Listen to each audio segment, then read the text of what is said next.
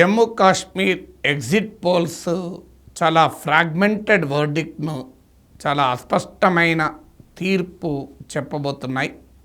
అంటే అధికారం ఎవరికి పూర్తి మెజారిటీతో దక్కుతుందా అనేది అనుమానాస్పదమే. కానీ ట్రెండ్లో మాత్రం స్పష్టత ఉంది. ఆ స్పష్టత ఏంటంటే నేషనల్ కాన్ఫరెన్స్ కాంగ్రెస్ కూటమి అధికారానికి చాలా దగ్గరగా వస్తుంది.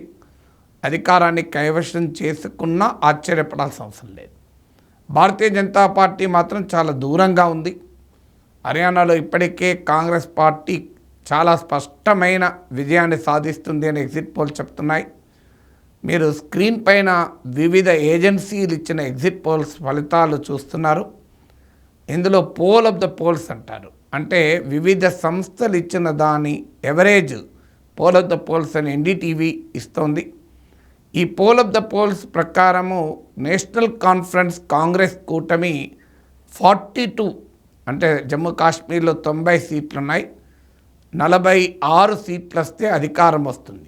కానీ 2023లో జమ్మూ కాశ్మీర్ పునర్వ్యవస్థీకరణ చట్టానికి సవరణ చేసి 5 సభ్యుల్ని నామినేట్ చేసే విధానాన్ని తీసుకొచ్చారు.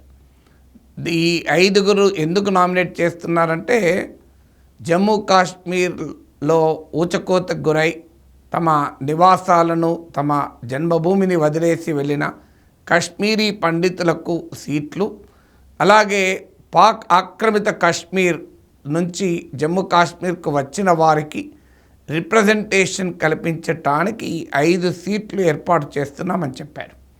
దానికి ఎవరు కాదనరు. కానీ వారికి ప్రభుత్వం ఏర్పాటు చేయదు. సాధారణంగా నామినేటెడ్ సభ్యులకు ప్రభుత్వ ఏర్పాటులో సంబంధం ఉండదు. కానీ ఇప్పుడు వారికి కూడా సంబంధం కల్పిస్తూ 48 మెజార్టీ రావాలి అనే నిబంధన పెడుతున్నట్లు తెలుస్తోంది.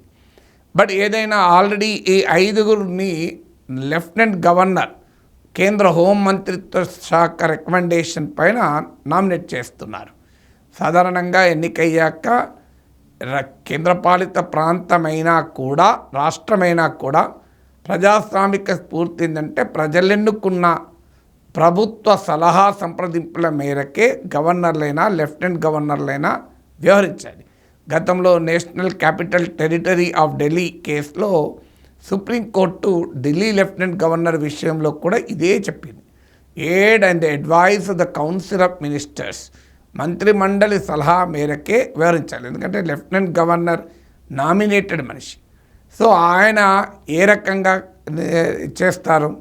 కానీ తమకు కాంగ్రెస్ నేషనల్ కాన్ఫరెన్స్ కూటమికి మెజారిటీ, ఇండియా కూటమికి మెజారిటీకి దగ్గరగా వస్తున్నారని గుర్తించిన బీజేపీ నాయకత్వంలోని కేంద్ర ప్రభుత్వ హోంమంత్రిత్వ శాఖ లెఫ్టినెంట్ గవర్నర్ ద్వారా జమ్మూ కాశ్మీర్ రీఆర్గనైజేషన్ యాక్ట్కు చేసిన సవరణను ఉపయోగించి ముందుగానే 5 నామినేట్ చేస్తున్నారు. అంటే మొదటి ఓటు కూడా లెక్కించకముందే జమ్మూ కాశ్మీర్ అసెంబ్లీలో బీజేపీకి 5 సీట్లు వచ్చేస్తున్నాయి.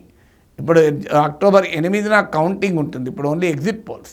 బట్ ఈ ఎగ్జిట్ పోల్స్లో 90 సీట్స్కు జరిగిన ఎన్నికల్లో చాలా క్లియర్గా 45 to 50 వరకు కూడా నేషనల్ కాన్ఫరెన్స్ కాంగ్రెస్ కూటమికి రావచ్చు అని వివిధ సర్వేలు వివిధ ఏజెన్సీలు ఎగ్జిట్ పోల్ చెప్తున్నాయి. రేంజ్ 40 to 50 ఇస్తున్నారు. But around 42 poll of the పోల్స్గా వస్తుంది. అంటే సొంతగా మెజారిటీ రావచ్చు, లేదా కాస్త తక్కువ పడే అవకాశం కూడా ఉంది. ఇక పోల్ ఆఫ్ ద పోల్స్ ప్రకారం బీజేపీకి 27 సీట్స్, అంటే మెజారిటీ రావాలంటే 45, ఒకవేళ ఈ నామినేటెడ్ కూడా కలిపిన 48లో, అప్పుడు ఈ నామినేటెడ్ 5 కలిపిన బీజేపీకి వచ్చే 27 + 5 32తో కూడా అధికారం రాదు. సో ఏ రకంగా చూసినా భారతీయ జనతా పార్టీకి అధికారం రాదు. కేవలం కాంగ్రెస్ ఎన్సీ కూటమిని అస్థిరపరచడానికి మాత్రమే ఈ నామినేషన్లు ఉపయోగపడే అవకాశం ఉంది. ఇక మీకు 7 సీట్స్ పీడీపీకి వస్తాయని అంచనా. మహబూబా ముఫ్తీ నాయకత్వంలో 2015 నుంచి 2018 మధ్య కాలంలో బీజేపీతో కలిసి ప్రభుత్వంలో ఉన్నారు. వాస్తవంగా బీజేపీ, పీడీపీ పరస్పర విరుద్ధ సిద్ధాంతాలు కలిగిన పార్టీలు. కానీ అధికారం కొరకు పీడీపీ, బీజేపీ కలిసాయి. పీడీపీని క్లియర్గా ప్రజలు శిక్షిస్తున్నారు. మీకు ఇందులో ఇంట్రెస్టింగ్ పారలల్ చూడండి. హర్యానాలో జననాయక జనతా పార్టీ బీజేపీ పైనే పోటీ చేసి వ్యవసాయ చట్టాలు లాంటి ఫార్మర్స్కు చాలా కీలకమైన అంశం ఉన్న రైతు బేస్ కలిగిన జననాయక జనతా పార్టీ బీజేపీతో ఉండి ఇప్పుడు ఎగ్జిట్ పోల్ ప్రకారం 1 సీట్ వస్తే ఎక్కువ. లాస్ట్ అసెంబ్లీ ఎలక్షన్లో 10 సీట్స్ వచ్చాయి. అలాగే పీడీపీ 2015 to 2018 అధికారంలో ఉన్నారు. ఆ తర్వాత ఇక ఎన్నికలు జరగలేదు, ఇప్పుడే ఎన్నికలు జరుగుతున్నాయి. అప్పుడు బీజేపీ పైనే పోటీ చేసి మళ్ళీ బీజేపీతోనే కలిసి అధికారంలో ఉన్నారు. ఇవాళ అడ్రస్ లేకుండా పోతున్నారు, బాగా దెబ్బతింటున్నారు అని వార్తలు వస్తున్నాయి. ఇప్పుడున్న అంచనాల ప్రకారం నేషనల్ కాన్ఫరెన్స్ నాయకుడు ఉమర్ అబ్దుల్లా జమ్మూ కాశ్మీర్ ముఖ్యమంత్రిగా బాధ్యతలు చేపట్టే సూచనలు కనబడుతున్నాయి. అంటే అల్టిమేట్గా కేంద్రం ఏదైనా మ్యాక్సినేషన్ చేయకపోతే చాలా సెన్సిటివ్ బార్డర్ స్టేటు, కేంద్ర ప్రభుత్వం విఘ్నతతో వ్యవహరించాల్సిన అవసరం ఉంది. గతంలో కాంగ్రెస్ ప్రభుత్వాలు ఇలాగే జమ్మూ కాశ్మీర్ రాజకీయ వ్యవస్థతో ఆడుకొని జమ్మూ కాశ్మీర్ ప్రజలెన్నుకున్న ప్రభుత్వాలను అస్థిరపరిచిన కారణాన అక్కడ తీవ్రవాదం పెరిగింది. తీవ్రవాద శక్తులకు ప్రజల్లో బలం పెరిగింది. పాకిస్తాన్ కుట్రలు కుతంత్రాలకు కలిసి వచ్చిన అంశం ఇది. మళ్ళీ ఇప్పుడు కూడా కేంద్ర ప్రభుత్వం తన రాజకీయ ప్రయోజనాలకు గనక కశ్మీరీ రాజకీయ వ్యవస్థను అస్థిరపరిస్తే మరీ ఇంకా తీవ్రవాదం పెరిగే ప్రమాదం ఉంటుంది. అందువల్ల ఇప్పటికైనా ప్రజల తీర్పును గౌరవించడం అనేది ప్రజాస్వామ్యానికి, దేశ సమగ్రతకు కూడా చాలా కీలకం. ప్రజలు చాలా స్పష్టంగా నేషనల్ కాన్ఫరెన్స్ కాంగ్రెస్ కూటమి వైపుగా ఉన్నారు. 14 సీట్లలో ఇతరులు గెలుస్తారు అంటున్నారు. మరి ఆ ఇతరులు ఎవరు అనేది చూడాలి. చాలా ఈ జమ్మూ కాశ్మీర్లో గెలవటానికి బీజేపీ అనేక ఎత్తుగడలు వేసింది. మనం ఇంతకుముందు చెప్పినట్లు జమ్మూ కాశ్మీర్ రీఆర్గనైజేషన్ యాక్ట్కి సవరణ చేసి 5 నామినేటెడ్ సీట్లను సృష్టించారు. డీలిమిటేషన్ ఆంధ్రప్రదేశ్, తెలంగాణలో సీట్లు పెంచాలి డీలిమిటేషన్ ప్రకారం, రాష్ట్ర పునర్వ్యవస్థీకరణ చట్టం ప్రకారం. కానీ ఆంధ్రప్రదేశ్ బైఫర్కేషన్ యాక్ట్ డీలిమిటేషన్ చేసి సీట్లు పెంచాలి అని చెప్పినా ఆ చట్టాన్ని అమలు చేయని బీజేపీ నాయకత్వం కేంద్ర ప్రభుత్వం జమ్మూ కాశ్మీర్లో మాత్రం డీలిమిటేషన్ చేసి కాశ్మీర్లో 1 సీటు పెంచితే జమ్మూలో మాత్రం 6-7 సీట్లు పెంచారు. సో ఆ రకంగా జమ్మూలో ఎక్కువ సీట్లు పెంచడం ద్వారా తమకు మెజారిటీ రావడానికి అనుకూలంగా మార్చుకున్నారు. ఇక కాశ్మీర్లో ప్రజల ఏ పార్టీల సీట్లు చీల్చడానికి అనేక ప్రయత్నాలు చేశారు. బీజేపీ ప్రాక్సీస్ను రంగంలో దించారు. కశ్మీరీ పార్టీలను గులాం నబీ ఆజాద్ కాంగ్రెస్ నుంచి బయటకు వచ్చారు. ఆయనను పద్మవిభూషణ్తో బీజేపీ గౌరవించింది. నరేంద్ర మోడీ ఆకాశానికి ఎత్తాడు రాజ్యసభలో ఆయన రిటైర్మెంట్. ఇప్పుడు ఆయన కాశ్మీర్లో పోటీ చేస్తున్నాడు. ఆశ్చర్యం ఏంటంటే జమాతీ ఇస్లామీ, ఇది బ్యాండ్ అవుట్ఫిట్, నిషేధిత సంస్థ. జమాతీ ఇస్లామీ జమ్మూ కాశ్మీర్ని విడగొట్టి పాకిస్తాన్తో కలపాలి అనేటువంటి పార్టీ. ఈ పార్టీ వారు ఇప్పుడు ఇండిపెండెంట్లుగా పోటీ చేసటానికి కేంద్ర ప్రభుత్వం అవకాశాన్ని ఇచ్చింది. ఎంత ఆశ్చర్యమో మీరు చూడండి. మీర్వాయిజ్ ఒమర్ ఫరూక్, ఇతను హురియత్ కాన్ఫరెన్స్ నాయకుడు, ఇతను ఇప్పటికీ జైల్లో ఉన్నాడు. ఆయన వాస్తవంగా ఆజాదీ కాశ్మీర్ సెంటిమెంట్కు ఈ హురియత్ కాన్ఫరెన్స్ రిప్రజెంట్ చేస్తుంది. అంటే జమ్మూ కాశ్మీర్ విడిపోయి అటు పాకిస్తాన్లో కూడా కలవకూడదు, స్వతంత్రంగా ఉండాలి అనేవారేమో జైల్లో ఉన్నారు. పాకిస్తాన్లో కలవాలనుకునే అనే పార్టీకేమో ఇండిపెండెంట్లుగా పోటీ చేసే అవకాశాన్ని ఇచ్చారు. అందరి అనుమానం ఏంటంటే ఇక్కడ నేషనల్ కాన్ఫరెన్స్ కాంగ్రెస్ కూటమి ఓట్లు చీల్చడానికి కశ్మీర్ వ్యాలీలో జమాతీ ఇస్లామీని కేంద్రమే ప్రయోగించిందా అన్న ఆరోపణలు, అనుమానాలు కలుగుతున్నాయి. ఇప్పుడు కుల్గాం సీట్లో సిపిఐఎం నాయకుడు మహమ్మద్ యూసుఫ్ తరిగామి 4 సార్లు ఎమ్మెల్యేగా గెలుస్తూ వచ్చాడు.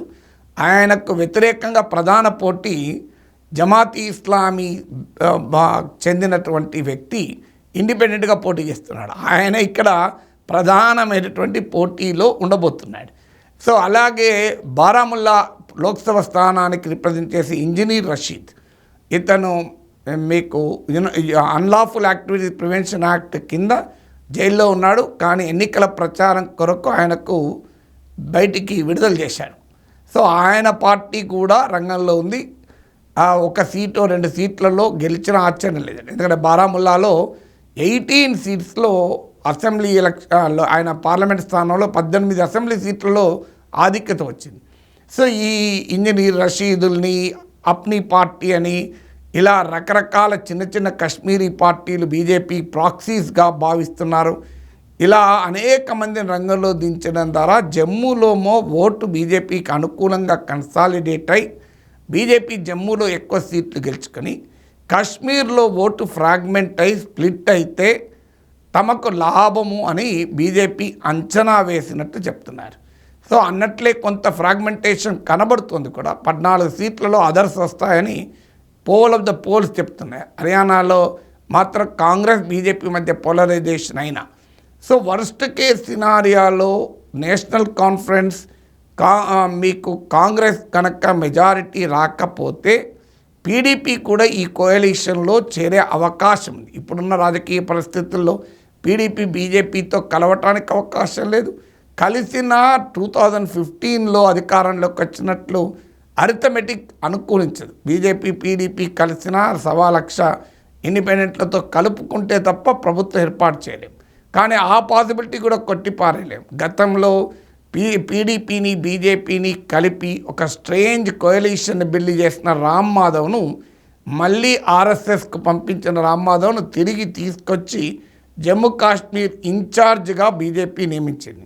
బీజేపీ నుంచి వెళ్ళిపోయి అమిత్ షా వీరితో విభేదాల వల్ల వెళ్ళిపోయి ఆర్ఎస్ఎస్కు పరిమితమైన రామ్ మాధవ్ను మన కిషన్ రెడ్డితో పాటు మన తెలుగువారైన రామ్ మాధవ్ను తిరిగి జమ్మూ కాశ్మీర్లో తీసుకొచ్చారు. ఎందుకంటే జమ్మూ కాశ్మీర్ పాలిటిక్స్ పైన బాగా గ్రిప్ ఉన్న వ్యక్తి, కోయలిషన్ పీడీపీతో అనూహ్యమైన కోయలిషన్ నిర్మించినటువంటి నాయకుడు.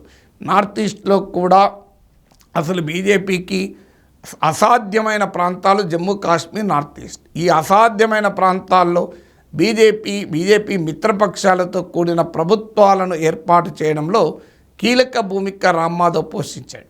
అందులో రామ్ మాధవ్ను మళ్ళీ తీసుకొచ్చారంటే వర్స్ట్ బీజేపీ పీడీపీతో కలిసి రకరకాల ఇండిపెండెంట్లతో కలిసి ప్రభుత్వం ఏర్పాటుకు కూడా ప్రయత్నం చేయవచ్చు. ఒకవేళ కాంగ్రెస్ నేషనల్ కాన్ఫరెన్స్కు మెజారిటీ రాకపోయినా మెజారిటీకి సమీపంలో లేకపోతే ఈ మానూవర్స్ కూడా చేసే అవకాశం కనబడుతుంది. అందువల్ల ఇంకా జమ్మూ కాశ్మీర్ స్టోరీ కంప్లీట్ కాలేదు. ఎందుకంటే ఇప్పటికీ హర్యానాలో లాగా స్పష్టమైన మెజారిటీ వస్తుందని ఎగ్జిట్ పోల్స్ చెప్పడం లేదు. స్ప్లిట్ వర్డిక్ట్ ఉంటుంది, ఫ్రాగ్మెంటెడ్ వర్డిక్ట్ ఉంటుంది. కానీ నేషనల్ కాన్ఫరెన్స్ కాంగ్రెస్ ఇండియా కూటమికి మాత్రం ఆధిక్యత మాత్రం స్పష్టంగా కనబడుతుంది.